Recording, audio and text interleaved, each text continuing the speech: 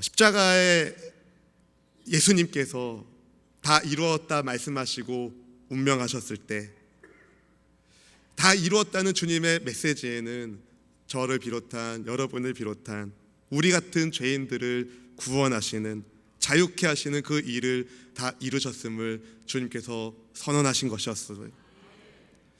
흠없고 점없는 하나님의 어린 양으로서 예수님께서는 우리의 죄의 짐을 대신 지시고 친히 희생 제물이 되어주셨기 때문에 주 예수님을 믿는 우리 모두는 더 이상 죄와 사망의 노예가 아니라 위대하신, 진실로 위대하신 하나님의 자녀가 되는 복을 받게 되었습니다. 누가복음 18장 31절 말씀은 우리에게 이렇게 말합니다. 같이 읽어볼까요? 예수께서 12 제자를 데리시고 이르시되 보라, 우리가 예루살렘으로 올라가노니 선지자들을 통하여 기록된 모든 것이 인자에게 응하리라. 아멘. 말씀하신 그대로 예수님께서는 구약의 선지자들 통하여 예언된 여러 가지 메시아에 관한 말씀을 다 응하게 하셨습니다. 지난 시간까지 우리는 요한복음 말씀을 통해서 여러 차례 예수님께서 성경을 응하게 하는 장면을 보았는데요, 심지어 주님의 속옷이 나눠지는 것까지 주님께서 하신 말씀의 성취를 볼 수 있었는데, 오늘 본문에서도 십자가의 주 예수님을 통해서 예언의 말씀이 어떻게 이루어지는지를 보게 됩니다. 먼저 본문 31절은 이날은 준비일이라고 시작합니다. 그리고 본문 마지막 42절도 이날은 유대인의 준비일이라고 말하죠. 이날이 중요하다는 겁니까? 안 중요하다는 겁니까? 엄청 중요하다는 거예요. 그래서 오늘 본문이 준비일로 시작해서 준비일로 끝납니다. 왜 이렇게 중요한가? 함께 말씀을 나눠봅시다. 예수님께서 십자가에 못 박히신 날은 6월절 안식일의 준비일이었어요. 일반적으로 십자가형으로 죽은 죄수들은 그대로 내버려 두었습니다. 천천히 십자가 위에서 천천히 죽고, 그 다음에 그 죽은 이후에도 그대로 두어서 새들의 밥이 되게 했어요. 사람들에게 경고의 메시지를 주는 거죠. 그런데 유대 율법에 따르면 해가 지기 전에 시체를 장사 지내야 합니다. 그렇지 않으면 땅이 더러워지거든요. 신명기 21장 22절 23절 말씀을 함께 읽어보겠습니다. 사람이 만일 죽을 죄를 범함으로 내가 그를 죽여 나무 위에 달거든 그 시체를 나무 위에 밤새도록 두지 말고 그날에 장사하여 네 하나님 야훼께서 내게 기업으로 주신 땅을 더럽히지 말라. 나무에 달린 자는 하나님께 저주를 받았음이니라. 아멘. 이런 이유 때문에 유대 종교 지도자들이 안식일에 시체를 치워달라고 빌라도를 찾아갔습니다. 빌라도를 찾아간 그들은 죄수들의 다리를 꺾어서 그 시체를 치워달라고 요구합니다. 십자가에 매달린 죄수의 다리를 쇠 몽둥이 같은 걸로 부스러뜨리면 다리에 힘을 줄 수 없게 됩니다. 그럼 몸이 내려가게 되고, 몸이 내려가면 가슴이 압박되고, 가슴이 압박되면 호흡이 곤란해지고, 그렇게 빨리 질식사하게 됩니다. 무척 잔인하게 들려지죠. 하지만 십자가 위에서 오랜 시간 동안 고통 속에서 죽는 것보단 어쩌면 단번에 그렇게 죽는 것이 나을지도 모릅니다. 마침 로마에 그런 제도가 있었어요. 그래서 빌라도는 유대인의 요청에 따라서 군사들을 보내서 죄수들의 다리를 부스러뜨리게 만듭니다. 먼저 두 강도의 다리를 부쉈어요. 그 다음에 이제 예수님 차례가 된 겁니다. 그런데 다리를 꺾기 전에 이미 예수님께서 숨져 계신 것을 군인들이 본 거예요. 그래서 군인들은 주님의 다리는 꺾지 않았습니다. 본문 33절 말씀을 같이 한번 읽어보겠습니다. 예수께 이르러서는 이미 죽은 것을 보고 다리를 꺾지 아니하고, 네, 그리고 한 군인이 예수님의 옆구리를 창으로 찔렀습니다. 우리 34절 말씀도 읽어보겠습니다. 그 중 한 군인이 창으로 옆구리를 찌르니 곧 피와 물이 나오더라. 아멘. 이 장면을 누가 봤나요? 요한이 봤어요. 네, 제가 본 게 아니라 사도 요한이 봤어요. 사도 요한이 직접 보았습니다. 십자가에서 죽으신 예수님의 몸에서 물과 피가 나왔다고 증언하는 거예요. 실제로 예수님께서 사람의 몸으로 오셨고 실제로 예수님께서 죽으셨다는 것을 증언하고 있는 겁니다. 요한이 사역하던 그 시대에 어떤 사람들은 예수님이 실제로 인간의 몸으로 입고 온 것은 아니다라고 말하는 사람들이 있었어요. 이단들이 있었습니다. 그리고 예수님께서 실제로 죽은 게 아니라 잠깐 기절하셨다가 깨어난 거다라고 말하는 사람들도 있었어요. 이런 주장들을 정면으로 반박하는 겁니다. 예수님은 실제로 사람의 몸을 입고 이 땅에 오셨고 실제로 죽으셨다. 이것을 내가 봤다라고 요한이 이야기하는 거죠. 예수님께서 죽기 전까지 주님은 살아날 수 있었을까요? 없었을까요? 있으셨습니다. 능치 못함이 없는 주님께서 그럴 수도 있었죠. 아버지, 죽을 만큼 힘든데 여기까지 했으면 죽은 셈 치고 그만하면 안 될까요? 그럴 수 있었지만 우리 주님은 그러지 않으시고 자기 생명을 다 쏟으셨습니다. 십자가 위에서 저와 여러분을 살리기 위한 자기 생명을 바치셨다는 거죠. 레위기 17장 11절에 따르면 육체의 생명은 피에 있다고 말합니다. 우리 말씀 같이 한번 읽어봅시다. 같이 읽어볼까요? 육체의 생명은 피에 있음이라. 내가 이 피를 너희에게 주어 제단에 뿌려 너희의 생명을 위하여 속죄하게 하였나니 생명이 피에 있으므로 피가 죄를 속하느니라. 아멘. 예수님의 피가 십자가 제단에 뿌려짐으로 주를 믿는 우리에게 생명이 주어지는 겁니다. 예수님의 몸에서 피가 흘러나왔다는 것은 예수님께서 생명을 주셨다는 거예요. 또 주님의 몸에서 물이 흘러나왔다는 것은 주님께서 생명수의 근원이시라는 것을 보여줍니다. 요한복음 4장 14절 말씀은 우리에게 이렇게 말합니다. 같이 읽어볼까요? 내가 주는 물을 마시는 자는 영원히 목마르지 아니하리니 내가 주는 물은 그 속에서 영생하도록 솟아나는 샘물이 되리라. 아멘.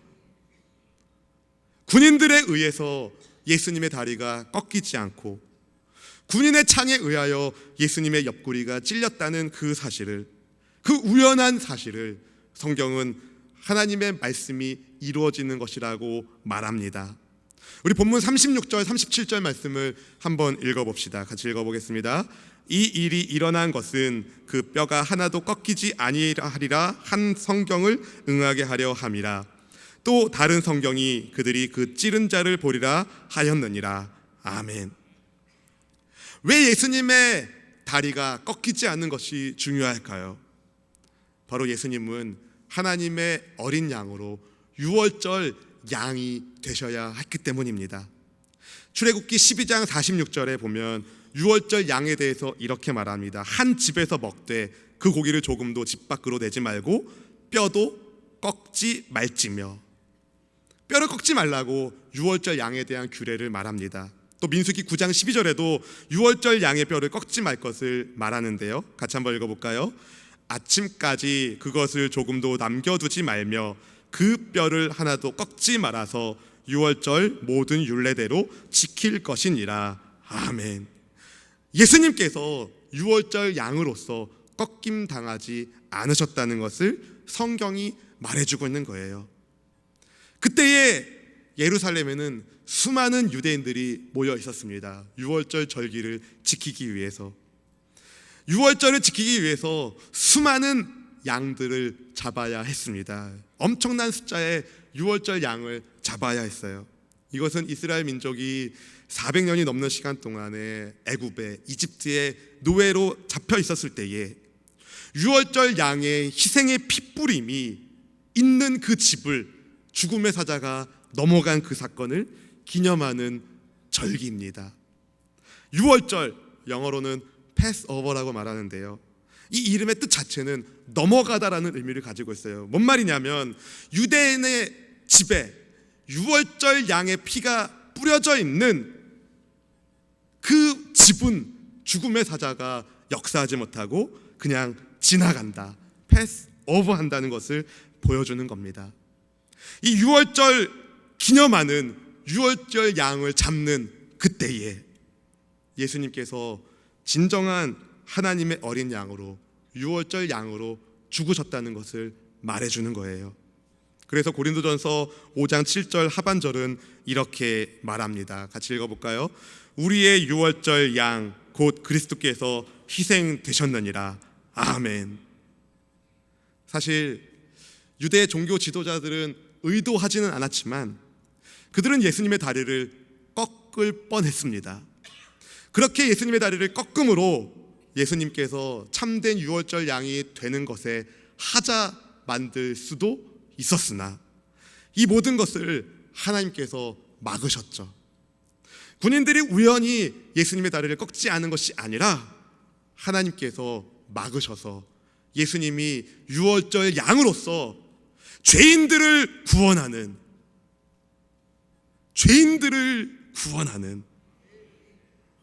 하나님의 뜻을 이루시는 예수님이 진정한 그리스도이심을 보이신 겁니다. 그래서 시편 34편 20절에서 이런 말씀이 나오죠. 같이 한번 읽어볼까요? 그의 모든 뼈를 보호하심이여 그 중에서 하나도 꺾이지 아니하시도다. 아멘. 기가 막히지 않습니까? 예수님이 유월절 양으로 십자가에서 죽으셨다. 또 사도 요한은 스가랴 12장 10절 말씀을 인용해서 예수님께서 창에 찔리셨음을 보여줍니다. 우리 스가랴 12장 10절 말씀을 같이 한번 읽어보겠습니다. 내가 다윗의 집과 예루살렘 주민에게 은총과 간구하는 심령을 부어주리니 그들이 그 찌른 바 그를 바라보고 그를 위하여 애통하기를 독자를 위하여 애통하듯 하며 그를 위하여 통곡하기를 장자를 위하여 통곡하듯 하리로다. 아멘. 방금 읽은 이 스가랴 말씀은요, 메시아가 찔림 당해서 죽는다는 것을 전제하고 있어요.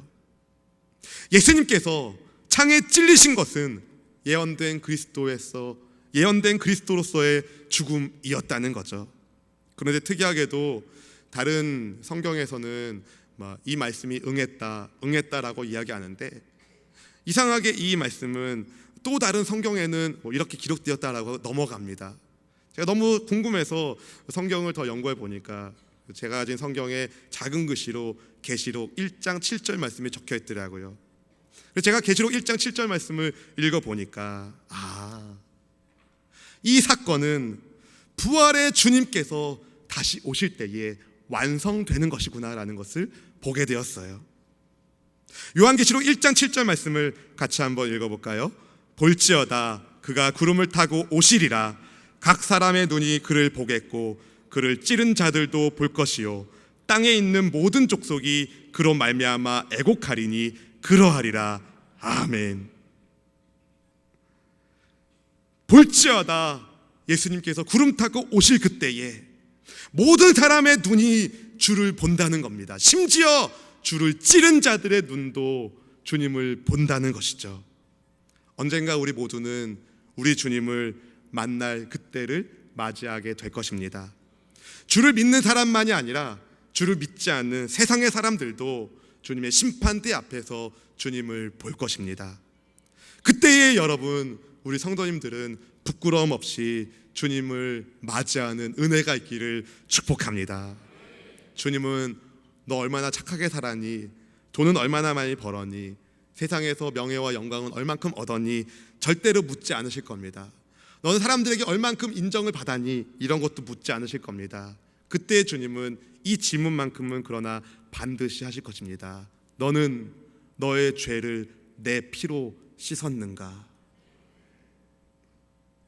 사랑하는 성도 여러분, 주님의 보혈로 우리의 죄를 씻김 받기를 축복합니다.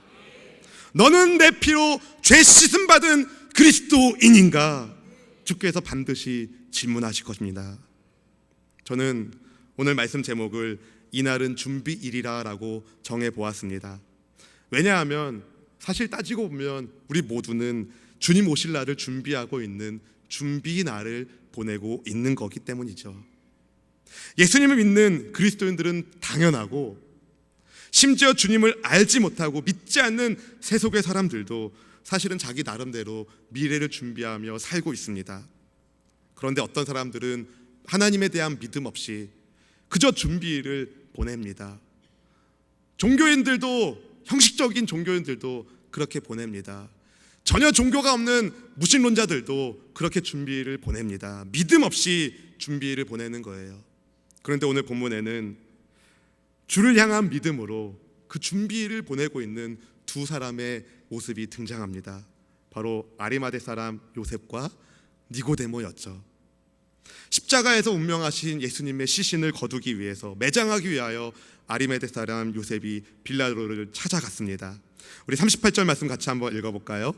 아리마대 사람 요셉은 예수의 제자이나 유대인이 두려워 그것을 숨기더니 2일 후에 빌라도에게 예수의 시체를 가져가기를 구하매 빌라도가 허락하는지라 이에 가서 예수의 시체를 가져가니라. 아멘.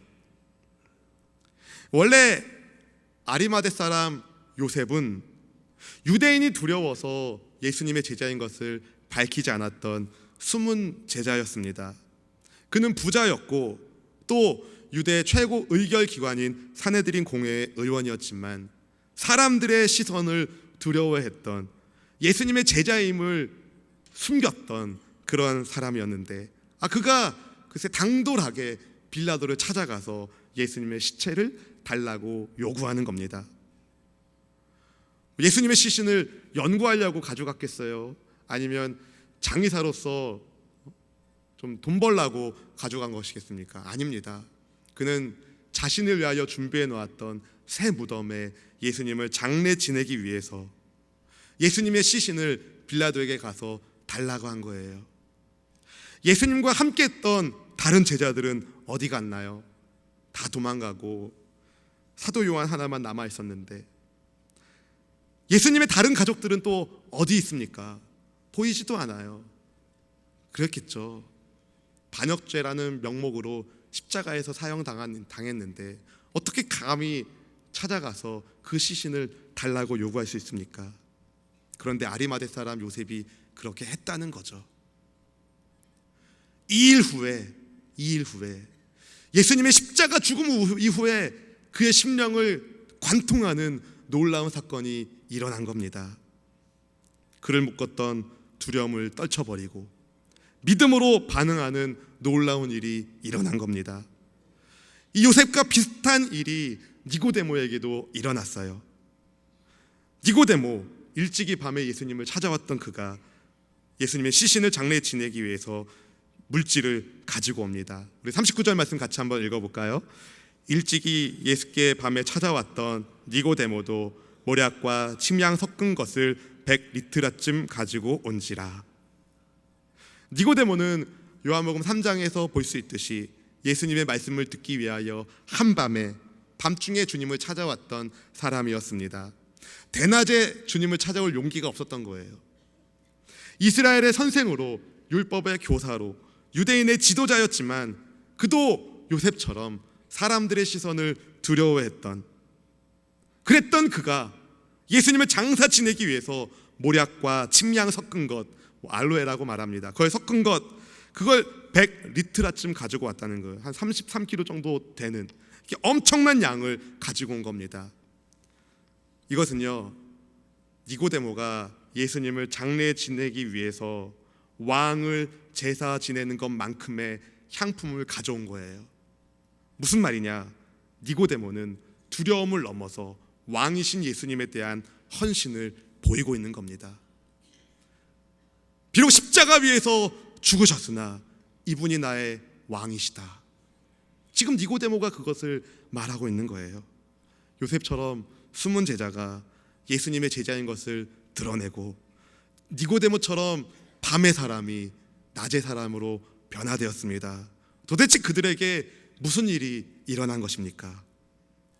요셉과 니고데모는 유대인의 장례법대로 예수님의 시체를 향품과 함께 세마포로 쌌고 요셉이 준비한 무덤에 안치했습니다. 이것은 이사야 53장 9절 말씀이 이루어지는 사건이었습니다. 이사야 53장 9절 말씀은 이렇게 말합니다. 같이 읽어볼까요?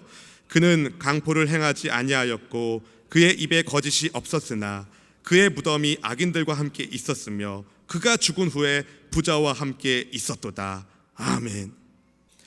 예수님의 무덤이 부자의 무덤일 것이라는 것을 예언하고 있는 말씀이죠.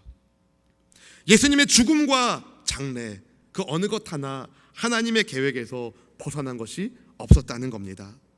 다른 사람들은 두려워서 도망치고 숨었지만 요셉과 니고데모는 숨지 않고 예수님의 제자인 것을 드러냅니다. 하나님은 그런 요셉과 니고데모를 통해서 예수님의 장래를 왕의 장래로 예우하게 만드셨죠. 요셉도 니고데모도 상상하지 못했을 겁니다. 주님을 위해 드린 무덤과 주님을 쌌던 그 물질이 온 우주의 토픽이 될 줄은 몰랐습니다. 왜냐하면 주님을 장사 지내된 그 무덤은 부활의 현장이 되었고 주님을 감싼 그 세마포는 부활의 증거가 되었습니다. 예수님을 장사하고 얼마 되지 않아서 로마의 군인들이 주님의 무덤 앞에 와서 총독의 인으로 그 문을 찍어버립니다. 그리고 무덤을 지키죠. 혹시라도 예수님의 제자들이 주님의 시신을 훔쳐가다가 예수님 부활했다고 거짓 소문을 낼 것을 두려워했기 때문에 그렇게 군인들이 와서 지키고 있었는데, 그렇게 사흘이 지난 안식구 첫날 새벽에 큰 지진과 함께 하늘에서 주의 천사가 내려와서 무덤의 문을 열어버리는 겁니다. 천사가 예수님의 무덤을 찾아온 여자들에게 이렇게 말했습니다. 마태복음 28장 6절 말씀 우리 믿음으로 크게 한번 읽어봅시다. 그가 여기 계시지 않고 그가 말씀하시던 대로 살아나셨느니라. 아멘.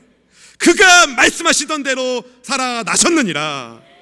말씀대로 죽으시고 말씀대로 살아나신 주님, 말씀대로 다시 오실 그 주님을 찬양합니다. 요셉과 니고데모는 자신을 위한 무덤, 자신을 위한 재물을 가지고 있었던 사람이었지만 나를 위한 무덤, 나를 위한 재물이 아니라 예수님을 위하여 그것을 헌신했습니다. 유대인들이 예수님을 믿는 자는 출교한다는 사실을 그들도 알았어요. 그것은 사회적으로 배척된다는 겁니다. 가지고 있던 재산을 몰수당할 수도 있는 겁니다. 지도자의 위치에서 바닥으로 떨어질 수도 있다는 겁니다. 이후에 아리마대 사람 요셉이나 니고데모가 어떻게 살았는지에 대해서는 성경이 말하고 있지 않습니다. 그러나 분명한 것은 그들의 인생이 항상 행복했을까요? 불행했을까요? 행복의 정의를 어디에 두느냐에 따라 좀 다를 겁니다. 재산은 잃어버리게 되고 사회적인 지위는 박탈되었어도 그들의 심령에는 행복이 있었을 겁니다. 왜냐하면 그들은 부활의 주님을 보았거든요. 빈 무덤을 볼 때마다 요셉이 무슨 생각을 했을까요? 빈 세마포를 볼 때마다 니고데모는 무슨 생각을 했을까요? 부활하신 예수님, 나의 왕, 나의 하나님. 소심했던 그들이 어떻게 해서 적극적으로 빌라도를 찾아가서 예수님의 시신을 달라고 하고, 소심했던 그들이 어떻게 해서 예수님을 왕의 장례로 그렇게 예우하고 있습니까? 그들이 변하게 된 결정적인 동기가 있다는 거죠. 바로 예수님의 십자가 죽음. 바로 생명도 아끼지 않고 부으시는 주님의 사랑에 그들이 반응하는 겁니다. 그 사랑이 그들을 변화시킨 거예요. 사랑하는 수원순복의 성도 여러분, 주님의 그 사랑이 여러분을 향하고 있다는 것을 믿으십니까? 믿으십니까? 십자가에서 죽으신 주님의 그 사랑이 지금도 여러분을 향하고 있다는 것을 믿으신다면 여러분 염려하지 마십시오. 베드로전서 5장 7절에서 베드로 사도는 이렇게 말합니다. 같이 한번 읽어볼까요? 너희 염려를 다 주께 맡기라. 이는 그가 너희를 돌보심이라. 아멘. 이는 그가 너희를 돌보심이라. 십자가에서 여러분을 돌봐 주시는 예수님, 부활의 주 예수님께서 여러분을 돌보고 계십니다. 예수님은 진실로 십자가에서 죽으실 때도 그 밑에 있던 사람들을 염려하시고 그들의 죄를 용서해 달라고 아버지께 구하셨죠. 끝까지 사랑하시는 예수님, 우리를 향하여 끝까지 사랑하시는 예수님, 그 예수님이 부활의 주님이십니다. 그 주님을 바라보세요.